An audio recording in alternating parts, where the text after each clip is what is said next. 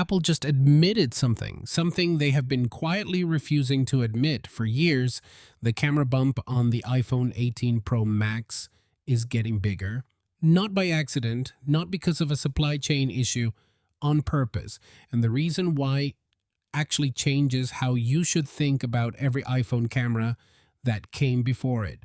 So here is where we are right now. The iPhone 18 Pro Max launches September 2026, confirmed by every credible supply chain report we have, and the phone is shaping up to be genuinely one of the more interesting upgrades Apple has put out in a few years. New chip, new camera system, new modem, possibly new display behavior. I have been tracking every leak since January and pulling it all together for you here. The camera story, the chip story, the battery story, and the one thing almost nobody is talking about that actually might matter most. We will get there, okay? The camera. This is the one. So, Leaker Fixed Focus Digital posted on Weibo that the rear aluminum backplate on the iPhone 18 Pro Max is getting 2 millimeters thicker. 2 millimeters. That does not sound like a lot until you realize Apple has treated thinness like a religion for over a decade. These are the people who removed a headphone jack for courage, and now they are voluntarily making the phone thicker. So what is inside that extra 2 millimeters? Three things. First, a variable aperture main camera. This is actually a big deal. Every iPhone Pro, from the 14 Pro through the 17 Pro, shoots with a fixed aperture of f1.78, meaning the lens stays fully open no matter what. Bright sunlight, fully open. Dark bar, fully open. Studio lighting, fully open. The phone just figures it out computationally after the fact. A variable aperture changes that. In low light, the blades open wide. More photons hit the sensor before any processing starts. In bright conditions, the blades close down. No more blown out skies. No more overexposed backgrounds. It is the difference between a camera that reacts to light and a camera that responds to it. And here's the part that is actually wild. Samsung tried this in 2018 on the Galaxy S9.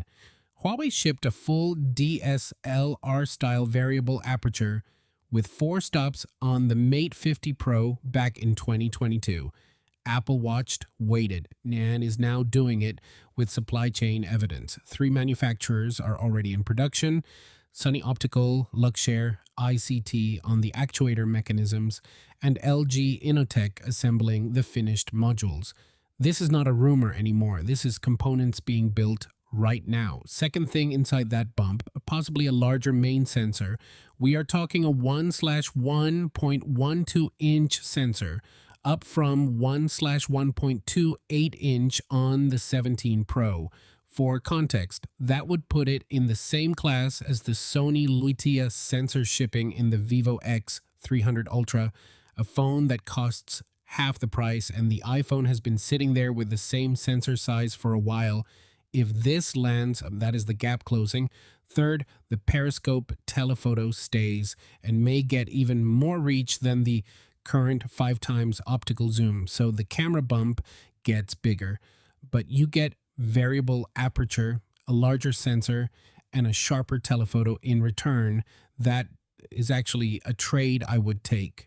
Now, the A20 Pro chip, built on TSMC's 2 nanometer process.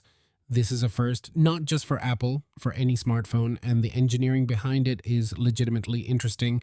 The 2 nanometer process uses what is called gate-all-around transistor architecture instead of the standard planar or FinFET transistors. Nanosheets wrap around the channel on all 4 sides. Less current leakage, better drive current, more performance per watt. In plain terms, faster, cooler, more efficient. Leaks suggest up to 15% CPU improvement over the A19 Pro, and somewhere between 15 and 30% better power efficiency, which matters because this chip pairs with something new, Apple's C2 modem. First time Apple's own modem ships in a Pro iPhone with full millimeter wave 5G support. No more Qualcomm. which sounds like a dry supply chain detail until you realize what it actually means. Apple now controls the full stack: chip, modem, operating system, camera pipeline, all optimized together. That integration is exactly why the iPhone has punched above its hardware specs for years now. They get to do that with the modem too. And here's the thing nobody is connecting yet: a more efficient chip plus Apple's own efficient modem plus a larger battery might actually push this phone toward 2-day battery life in real-world use, not lab conditions, not video looping on airplane mode, actual heavy daily use. Leaks are pointing to between 5,100 and 5,200 milliamp hours on the Pro Max, up from the 17 Pro Max's 5,088 milliamp hours small capacity jump on paper, but paired with a 2-nanometer chip that is 30% more efficient. That is the story. Design: short version, it looks a lot like the 17 Pro Max. Same 6.9-inch screen, same overall silhouette, 0.36 millimeters taller, 0.39 millimeters wider, basically identical in the hand, but two things actually changed on the front. The dynamic island is getting smaller. Apple is reportedly moving some Face ID infrared sensor components under the display, which shrinks the pill cutout noticeably. One report cited the reduction as close to 50% smaller. That is meaningful, not in a life-changing way, but in a more of the screen is just screen way. The display itself gets Samsung's new M16 LTPO plus OLED panel. Same promotion, 1 Hz to 120 Hz. But this generation swaps the blue fluorescent OLED material for blue phosphorescent material, which means the panel itself is more efficient. You get the same brightness, possibly more, while the display draws less power. Every part of this phone is being engineered to stretch the battery harder. And on colors, if you have been waiting for something interesting, dark cherry. That is the signature color this cycle. Described as burgundy with a tinge of deep purple. Not loud, not the cosmic orange situation from last year. Refined, the kind of color that looks different under different light. I am genuinely into it. Okay, this is the part I mentioned at the top. The thing that actually changes how you should approach this phone. Apple is doing something it has never done before with the iPhone lineup. In September 2026, only 3 phones launch: the iPhone 18 Pro, the iPhone 18 Pro Max, and the iPhone Fold, Apple's first foldable, the standard iPhone 18, spring 2027, the iPhone 18e, spring 2027, the iPhone Air 2, spring 2027. So if you want a new iPhone this fall, and you do not want to spend foldable money, you are choosing between the Pro and the Pro Max. That is it. Those are your options, which means 2 things. 1, Apple's full marketing firepower lands on the Pro models this September. No split attention. The foldable gets the headline, the Pro Max gets the substance. And 2, the iPhone 17 Pro Max is about to get discounted in August, before the launch event. If you are not someone who needs the camera upgrade and just wants a reliable, fast iPhone at a better price, that is actually your window. And look, one more thing on price. Recent estimates are pointing to the iPhone 18 Pro starting at $1,399, up from $1,099 for the 17 Pro. That is a $300 jump. Apple's Tim Cook literally said price increases are unavoidable, so factor that in. So where does this land? The iPhone 18 Pro Max, based on everything we know right now, is a genuine hardware leap, not a redesign.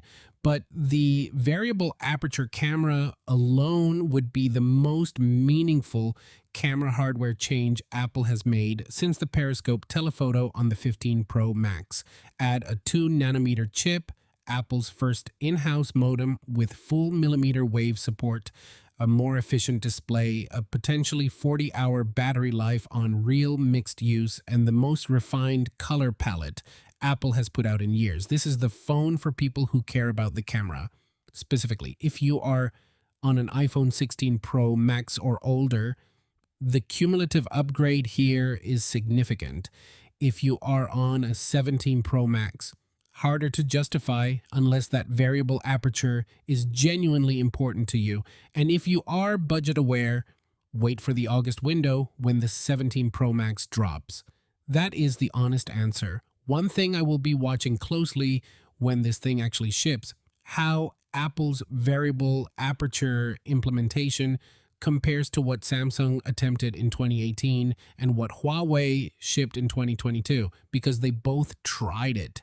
Neither one permanently changed the industry. Apple has a chance to actually nail the execution in a way the others did not. Whether they do, we will find out in September. I will be there.